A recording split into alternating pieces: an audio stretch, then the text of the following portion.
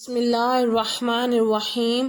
السلام علیکم محترم ناظرین، ایک دفعہ کا ذکر ہے کہ ایک صحابی نبی کریم صلی اللہ علیہ وآلہ وسلم کی بارگاہ میں حاضر ہو کر کہنے لگا، اے اللہ کے نبی صلی اللہ علیہ وآلہ وسلم، میں روزے کی حالت میں تھا کہ میری بیوی گھر سے باہر کسی کام سے جانے لگی تھی کہ اس کی پنڈلیوں پر میری نظر پڑ گئی۔ مجھ سے رہا نہ گیا، میں نے اپنی بیوی سے اپنی حاجت پوری کر لی۔ محترم ناظرین، یہاں پہلے ہمیں آج کے دور کی طرف متوجہ ہونا پڑے گا کہ آج کے جدید دور میں لوگ موبائل، ٹیلی ویژن پر بےہودہ تصویریں اور فلمیں دیکھتے ہیں، جس کی وجہ سے ان کو فحش عورتیں اچھی لگنا شروع ہو جاتی ہیں۔ ایسے لوگ اپنی بیوی کو وقت دینے کے بجائے موبائل اور انٹرنیٹ پر زیادہ وقت صرف کرتے ہیں، جس کی وجہ سے گھروں میں لڑائی جھگڑے عام ہوتے ہیں۔ اسی طرح مرد اپنی بیویوں سے بیزار ہو جاتے ہیں۔ مرد کو جو رغبت اللہ تعالیٰ کی طرف سے حاصل ہوتی ہے وہ رغبت ختم ہو جاتی ہے۔ میاں بیوی میں رغبت کا ختم ہو جانا ان مردوں اور عورتوں کی سزا ہوتی ہے جو بدنگاہی سے پرہیز نہیں کرتے۔ اس کی مثال ایسی ہے جیسے کہ آپ کو باہر کے لذیذ کھانے کا چسکا پڑ جائے تو آپ کو گھر کی پکائی ہوئی کوئی بھی چیز پسند نہیں آئے گی۔ باہر کے کھانے سے ایک تو انسان کے پیسے ضائع ہوتے ہیں، دوسرا آپ کی صحت بھی جلد خراب ہو جاتی ہے۔ اسی طرح جب کسی انسان کو بازاری عورتوں کو دیکھنے کا چسکا لگ جائے تو اس کو اپنی بیوی اچھی نہیں لگتی، وہ جلد اپنی صحت سے ہاتھ دھو بیٹھتا ہے۔ حرام کاری کرنے والے آدمی کا گھر تباہ ہو جاتا ہے کیونکہ اس کو اپنی بیوی میں رغبت نہیں رہتی۔ صحابہ کرام رضی اللہ تعالی عنہ اپنی نظروں کی حفاظت کیا کرتے تھے۔ بیوی کی پنڈلی پر نظر پڑنے سے رہا نہ گیا۔ اس وقت صحابہ کرام اپنی بیوی کو اتنا پیار کرتے تھے۔ آج کل کے دور میں اتنی رغبت رکھنے والا کوئی نہیں ہے۔ ہمیں چاہیے کہ ہم اپنے گھروں کو پاکیزہ بنائیں، اور عورتوں کے لیے یہ مشورہ ہے کہ اگر ان کے خاوند سے کوئی بےہودہ حرکت ہو جاتی ہے تو اللہ کے واسطے روز قیامت تک اپنی اولاد کو اس پر عمل نہ کرنے دیں۔ حضرت ابو ہریرہ رضی اللہ تعالی عنہ سے مروی ہے کہ ہم نبی کریم صلی اللہ علیہ وآلہ وسلم کے پاس بیٹھے ہوئے تھے کہ ایک بندہ تشریف لایا۔ حضرت محمد صلی اللہ علیہ وآلہ وسلم سے عرض کرنے لگا، اے اللہ کے نبی صلی اللہ علیہ وآلہ وسلم، میں ہلاک ہو گیا ہوں، میں ہلاک ہو گیا ہوں۔ رسول پاک صلی اللہ علیہ وآلہ وسلم نے دریافت کیا، کیا ہوا ہے تمہارے ساتھ؟ تم کیوں ایسی باتیں کر رہے ہو؟ اس نے جواب دیا، اے اللہ کے نبی صلی اللہ علیہ وآلہ وسلم، میں روزے کی حالت میں اپنی بیوی سے جمع کر بیٹھا ہوں۔ رسول پاک صلی اللہ علیہ وآلہ وسلم نے اس بندے سے پوچھا، تیرا کوئی غلام ہے؟ تو اس کے کفارے میں آزاد کر دو۔ اس بندے نے جواب دیا، اللہ کے نبی، میرے پاس کوئی غلام نہیں ہے۔ نبی پاک صلی اللہ علیہ وآلہ وسلم نے فرمایا کہ تم مسلسل 2 مہینے روزے رکھ سکتے ہو۔ اس بندے نے جواب دیا، اے نبی اکرم صلی اللہ علیہ وآلہ وسلم، میرے سے 2 مہینے کے روزے نہیں رکھے جائیں گے۔ نبی پاک صلی اللہ علیہ وآلہ وسلم نے فرمایا، کیا تم 60 بندوں کو کھانا کھلا سکتے ہو؟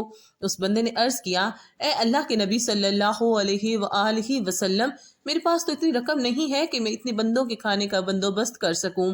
اس کے بعد وہ شخص کافی دیر تک پریشانی کی حالت میں بیٹھا رہا۔ پھر نبی پاک صلی اللہ علیہ وآلہ وسلم کی بارگاہ میں ایک کھجوروں کا ٹوکرا پیش ہوا۔ نبی پاک صلی اللہ علیہ وآلہ وسلم نے دریافت کیا کہ سائل کہاں گیا؟ اس بندے نے جواب دیا، جی حضور، میں حاضر ہوں۔ نبی اکرم صلی اللہ علیہ وآلہ وسلم نے اس بندے کو فرمایا کہ یہ تھیلا لے جاؤ اور غریبوں میں خیرات کر دو۔ اس بندے نے جواب دیا، اے اللہ کے نبی، میں یہ کھجوریں کس کو خیرات کروں؟ مجھ سے تو محتاج اس پوری بستی میں کوئی نہیں ہے۔ اس بات پر نبی کریم صلی اللہ علیہ وآلہ وسلم کھل کر مسکرانے لگے۔ حدیث کے الفاظ ہیں کہ آپ صلی اللہ علیہ وآلہ وسلم اتنا ہنسے کہ آپ کی داڑھ مبارک بھی نظر آنے لگی، اور آپ صلی اللہ علیہ وآلہ وسلم نے فرمایا، اے بندے، اس کھجوروں کے تھیلے کو اپنے گھر لے جاؤ اور اپنے گھر والوں کو کھلا دے، تیرا کفارہ ادا ہو جائے گا۔ اس واقعے کے بعد اللہ پاک نے وحی نازل کی، تمہارے لیے روزوں کی راتوں میں اپنی بیویوں کے پاس جانا حلال کر دیا گیا ہے۔ وہ تمہاری پوشاک ہیں اور تم ان کی پوشاک ہو۔ اللہ کو معلوم ہے کہ وہ تم اپنے حق میں خیانت کرتے تھے، سو اس نے تمہارے حال پر رحم کیا اور تمہیں معاف فرما دیا۔ بس اب روزوں کی راتوں میں بے شک ان سے مباشرت کیا کرو، اور جو اللہ نے تمہارے لیے لکھ دیا ہے چاہے کرو۔ درج بالا آیت کریمہ میں بڑے واضح انداز سے ماہ سیام میں صرف رات کے اوقات میں ہی جمع کرنے کی اجازت دی گئی ہے۔ اگر کوئی حالت روزہ میں جمع کرتا ہے تو اس کے کفارہ اور قضا واجب ہو جاتا ہے۔ قضا کا طریقہ یہ ہے کہ رمضان المبارک کے بعد ایک روزہ رکھا جائے، جبکہ کفارہ کا طریقہ یہ ہے کہ جس شخص پر کفارہ واجب ہے اگر قدرت رکھتا ہے تو ایک غلام آزاد کر دے۔ آج کل چونکہ غلامی کا خاتمہ ہو چکا ہے، لہذا کفارہ کی یہ صورت غیر مؤثر ہے۔ یا 60 دن کے مسلسل روزے رکھے، روزے یا 60 مسکینوں کو اوس درجے کا کھانا کھلائے۔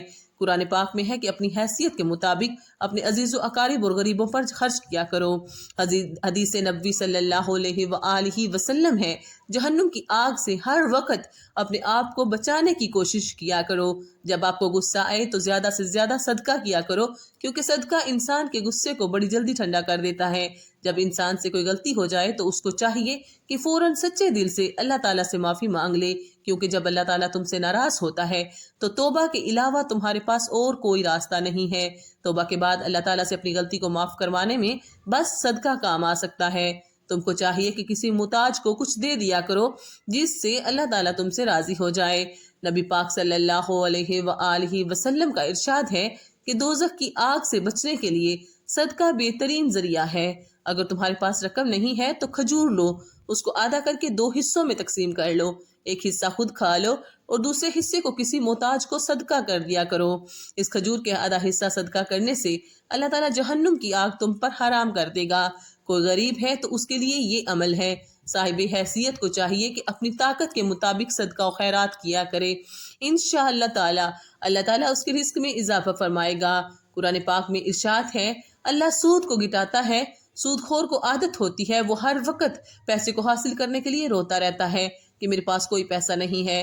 نبی اکرم صلی اللہ علیہ وآلہ وسلم کا فرمان ہے کہ صدقات کو اللہ بڑھاتا ہے، دنیا و آخرت میں صدقات کو اللہ بڑھاتا رہتا ہے۔ اللہ اکبر۔